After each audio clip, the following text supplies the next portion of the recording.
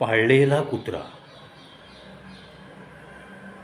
आणि मग एखाद्या मल्टी स्टोरीड बहुमजली इमारतीतला फ्लॅट. जर तुम्ही कुत्राप्रेमी असाल आणि एखाद्या बहुमजली इमारतीमध्ये ज्या ठिकाणी एका मजल्यावर अगदी मिनिमम आपण 3 फ्लॅट गृहीत धरू, अशा समजा एका 10 मजली इमारतीत तुम्ही राहताय. साहजिकच 30 एक कुटुंब तिथं राहतात. 100 ते 140पर्यंत तिथली लोकसंख्या, कामाला असलेली एक 5-10 माणसं, कामाला येणाऱ्या काही बायका, त्या प्रत्येक घरी अगदी 2 घरात एक व्यक्ती काम करते असं गृहीत धरलं तर त्यांची संख्या, आणि मग होणारा लिफ्टचा वापर. दिवसातून लिफ्टचा वापर तर प्रत्येकजण करणार. अपवादात्मक परिस्थितीत पहिल्या मजल्यावरचे लोक जिना चढून जातील, तीच सवय ठेवतील कदाचित.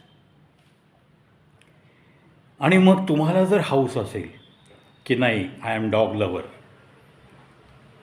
त्यातून मग घरी पाळली जाणारी कुत्री ही सगळी वेगळ्या ब्रीडची, मग त्याच्यातसुद्धा आपण कोणतं कुत्रं पाळतोय, it is also nowadays a status symbol. याच्यातसुद्धा भूषण असतं. मग कुत्रा फिरवायला आपण स्वतः जातो का एखादा व्यक्ती पगार देऊन ठेवतो, हा पुन्हा एकदा आपलं स्टेटस दाखवण्याचा वेगळा सिम्बॉल. हो, कुत्रं पाळतो आम्ही, पाळलं आहे, अमुक अमुक ब्रीडचं आहे, आणि त्याला सकाळ संध्याकाळ फिरवायला अगं आपल्याला नाही होत गं, त्यामुळं मग एक माणूस लावून टाकला. काय 5-10 हजार कुठेही जातात ना आपले. अशी संभाषणं महिलांमध्ये होतानासुद्धा तुम्ही पण ऐकली असतील. It is nothing but general trend nowadays. माणसाकडे सुबत्ता जशी जशी वाढत गेली तसे तसे त्याचे वेगळे वेगळे शौकसुद्धा वाढत जातात. हे अगदी जग जाहीर आहे. जसा माणसाकडं पैसा यायला लागतो तसं मग त्याच्या डोक्यामध्ये असे अनेक विचार येऊ लागतात. मग कुणाला वेगळ्या वेगळ्या ब्रीडचं कुत्रं पाळण्याचा शौक, कुणाला कपड्यांचा शौक, कुणाला परफ्यूमचा शौक, कुणाला वेगळ्या वेगळ्या प्रकारचे शूज, चपला या जमा करण्याचा शौक, कुणाला हॅट्स जमा करण्याचा शौक. असे निरनिराळे शौक पाळत माणूस जशी जशी त्याची सुधारणा होते तसा जगण्याचा प्रयत्न करतो. त्या गोष्टीतनं त्या व्यक्तींना एक प्रकारचा आनंद मिळत असतो. यामध्ये मला या अशा शौक बाळगत जगणाऱ्यांच्या विरुद्ध काही टीका नाही करायची. फक्त कुत्र्याबद्दलचं प्रेम जर असेल आणि जर तुम्ही अशा बहुमजली इमारतीतल्या एका फ्लॅटमध्ये कुत्रा पाळत असाल, नॅचरली त्याला तुम्हाला फिरायला न्यायचं असेल आणि तुम्ही जर 9व्या मजल्यावर राहत असाल 10 मजली बिल्डिंगमध्ये, तर तुम्ही प्रत्येक वेळेस जिना उतरून जिना चढून त्या कुत्र्याला नाही नेणार. Definitely you will use the elevator. लिफ्टचा वापर करतच तुम्ही त्या कुत्र्याला घेऊन लिफ्टमध्ये शिरणार आणि प्रत्येक वेळेस तुम्ही आणि तुमचा कुत्रा असे तुम्ही एकटेच त्या लिफ्टमध्ये आहात असं काही चित्र नसणार. म्हणून मी या बिल्डिंगमध्ये येणाऱ्या जाणाऱ्या लोकांची संख्या पण गृहीत धरली, राहणाऱ्यांची संख्या पण तुम्हाला आधी मी मेन्शन केली आहे. घडला एक किस्सा मुंबईमधल्या एका बहुमजली इमारतीत, एका सोसायटीमध्ये, त्या बिल्डिंगच्या लिफ्टमध्ये. अतिशय मोठा प्रसंग तसा पाहिला तर टळला म्हणून 3 मुली वाचल्या. 3 छोट्या मुली, 8 ते 12 वयोगट साधारण, कुठेतरी ट्युशनला वगैरे गेल्या असतील आणि त्या आल्या आणि लिफ्टमध्ये शिरल्या. त्या शिरल्या आणि दरवाजा बंद व्हायच्या आत त्याच बिल्डिंगमध्ये राहणारी एक स्त्री आपल्या लाडक्या कुत्र्याला घेऊन लिफ्टमध्ये आली. परंतु लिफ्टचा दरवाजा बंद होता होता तो शेवटी मुका प्राणी, कदाचित ही त्याची पहिलीच वेळ असावी की एवढ्या छोट्याशा जागेत एकदम अशी 3-4 माणसं पाहण्याची, आणि तो कुत्रा खूपच ॲग्रेसिव्ह झाला आणि त्या मुलींच्या अंगावर धावून जायला लागला. एकतर जागा छोटी, त्याच्यातनं मग ह्या दोघी तिघींनी पळून जाण्याचा प्रयत्न केला, पण कुत्रा त्यांच्या अंगावर गेला. ज्यांनी पाळला आहे त्या स्त्रीने आटोकाट प्रयत्न केले, त्याला आवरण्याचे खूप प्रयत्न केले. मानलंच पाहिजे म्हणजे त्या स्त्रीला. ठीक आहे, पाळलेलं कुत्रं तुमच्या ऐकण्यात असतं, पण ते इतकं जेव्हा ॲग्रेसिव्ह होतं तेव्हा ते एखाद्या स्त्रीच्या हातून सांभाळलं जाणं मला तर ती अशक्य गोष्ट वाटते. पण तरीसुद्धा तिने आटोकाट प्रयत्न केला की त्यांनी त्या लहान मुलींवरती हल्ला करू नये.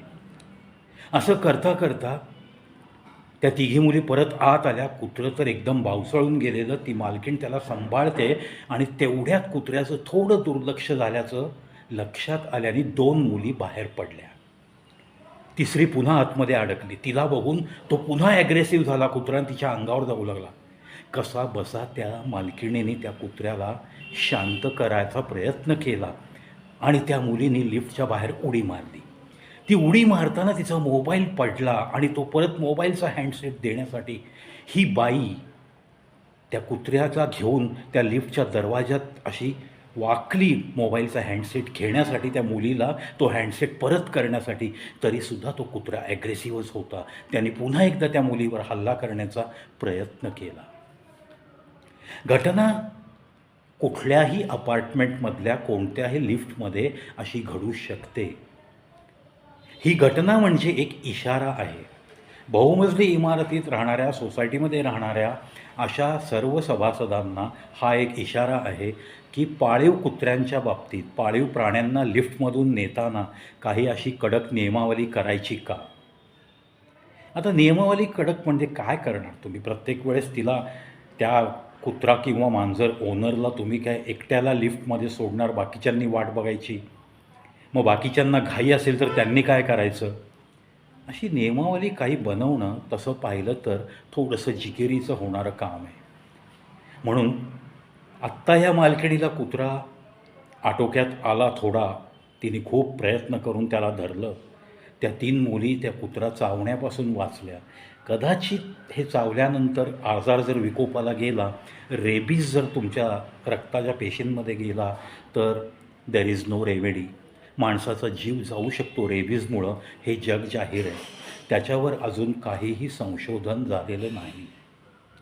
त्यामुळं एक अघटित घटना घडण्यापासून जरी वाचली असली तरी या घटनेतून आपण नक्की इशारा काय घ्यायचा आणि नक्की आपण काय नियम बनवायचे हे प्रत्येक सोसायटीच्या सभासदांनी एकत्र येऊन, कुत्राप्रेमींनीसुद्धा त्याला विशेष सहकार्य करून जे काही नियम बनतील, ज्या आपल्या पाळीव प्राण्याची आपल्याला सवय असते पण इतरांना ती सवय नसते, इतरांना पाहिल्यावर तो पाळीव प्राणी बावचळून जाऊ शकतो, त्यांच्यावर हल्ला करू शकतो, हे गृहीत धरता आलं पाहिजे. आणि हे गृहीत धरून सामंजस्याने तुम्हाला वागता आलं पाहिजे.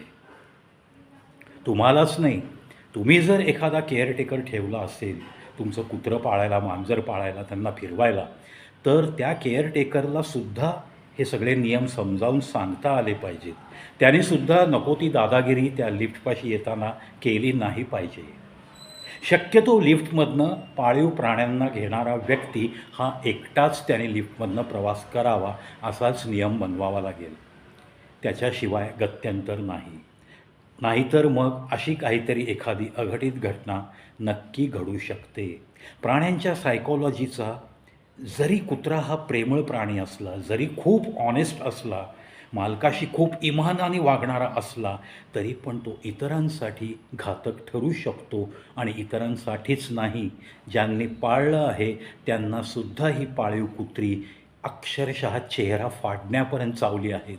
अशी पण उदाहरणं तुम्ही आम्ही नक्की पाहिली आहेत, वाचली आहेत. जे घडलं ते अतिशय अप्रिय घटना याच सदरात मोडतं आहे.